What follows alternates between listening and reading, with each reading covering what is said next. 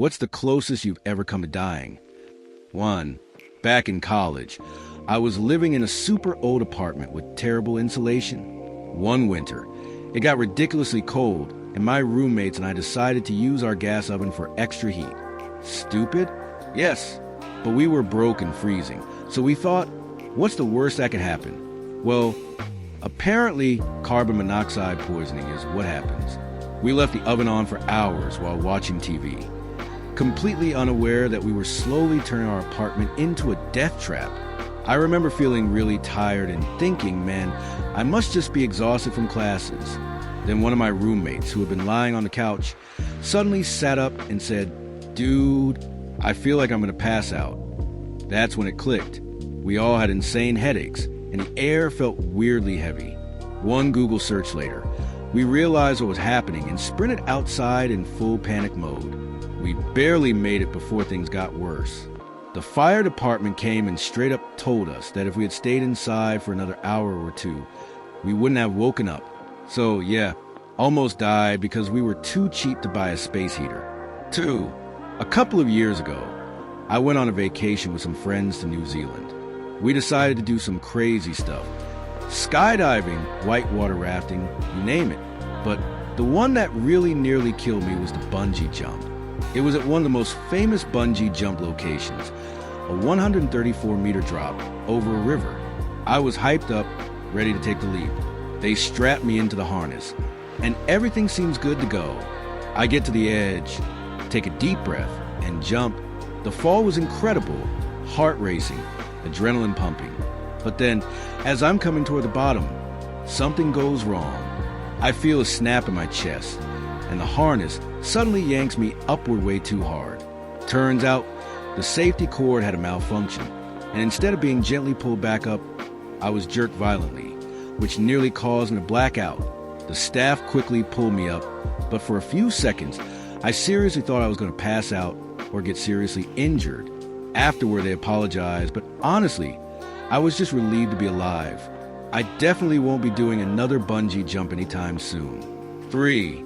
A few years ago, my friends and I decided to take a road trip across the country. We rented a car and set off on a 24-hour drive with no real plan, just vibes and a vague idea of where we were going. We hit the road at night, and by the time we were deep into the trip, it was around 3 a.m. We were in the middle of nowhere. No cell service, no towns, just miles of deserted highways stretching ahead. We were tired, but determined to keep pushing. My friend who was driving had been at the wheel for hours, and I could see he was starting to nod off. I tried to get him to pull over, but he insisted he was fine. Big mistake. Out of nowhere, we hit a massive patch of ice. The car skidded sideways, and we spun out of control for what felt like an eternity. At one point, I was convinced we were going to flip over or crash into a tree, but somehow we ended up sliding into a snowbank, coming to a stop just inches from the edge of a cliff. We sat there, hearts racing, not saying a word. It was too quiet, too surreal. My friend who had been driving was in complete shock, and I was just thankful we were alive. We eventually managed to get the car out, but that experience still haunts me. Had we gone just a little further, or the car slid a little more, we might not have made it out. For a few summers ago, I went on a kayaking trip with some friends. It was supposed to be a relaxing day on the lake, but things quickly took a turn for the worse. The weather was perfect when we started, sunny and calm, but about an hour in, the wind picked up.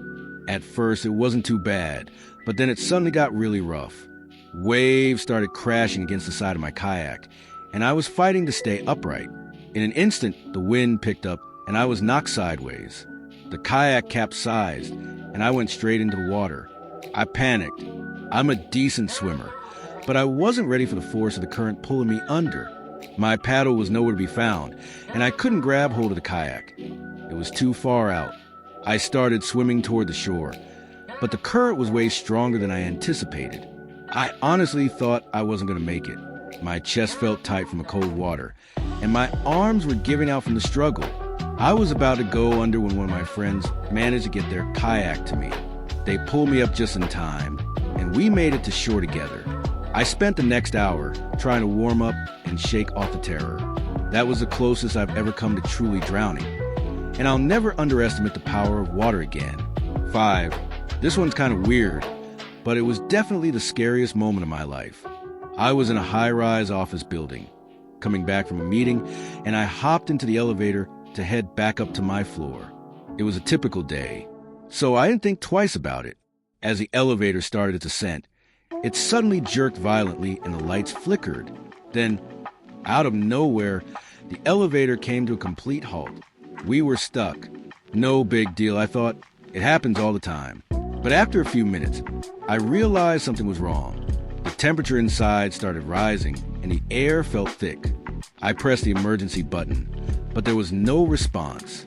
I tried calling the building's emergency line, but my phone didn't have service.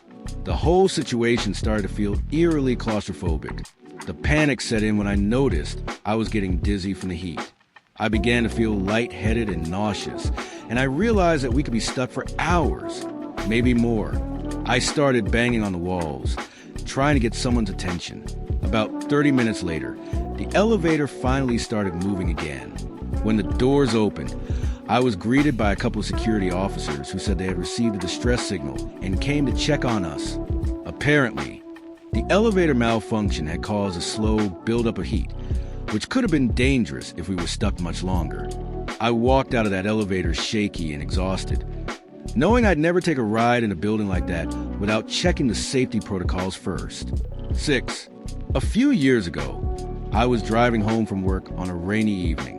It was one of those days where the rain was coming down so hard that the roads were slick and visibility was really bad. I was driving at a cautious speed, but as I entered a turn, I hit a patch of oil or something slippery.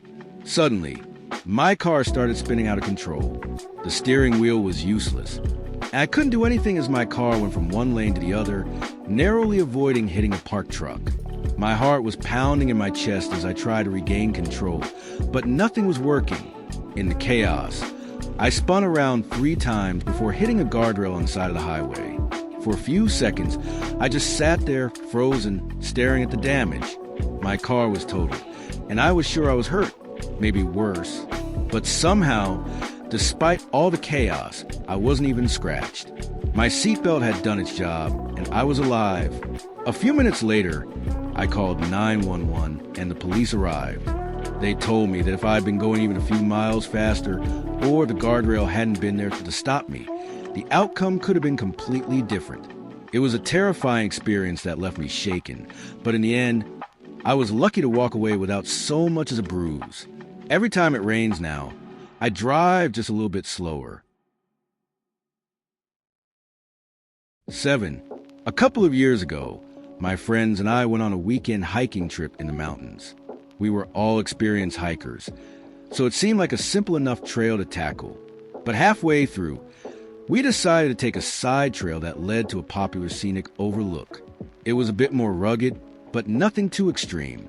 We were making our way up when I slipped on a patch of loose gravel. The next thing I knew, I was sliding down the rocky path at full speed. I had no control. I tried to grab anything, but the rocks just kept slipping through my hands. I hit a small ledge, which slowed me down slightly, but then I continued to tumble toward a much steeper drop. The thought that I might fall hundreds of feet down hit me in an instant. Thankfully, a friend was right behind me and grabbed my backpack just in time. He yanked me back up, and I ended up rolling onto my stomach on a flat part of the trail, just inches from the edge.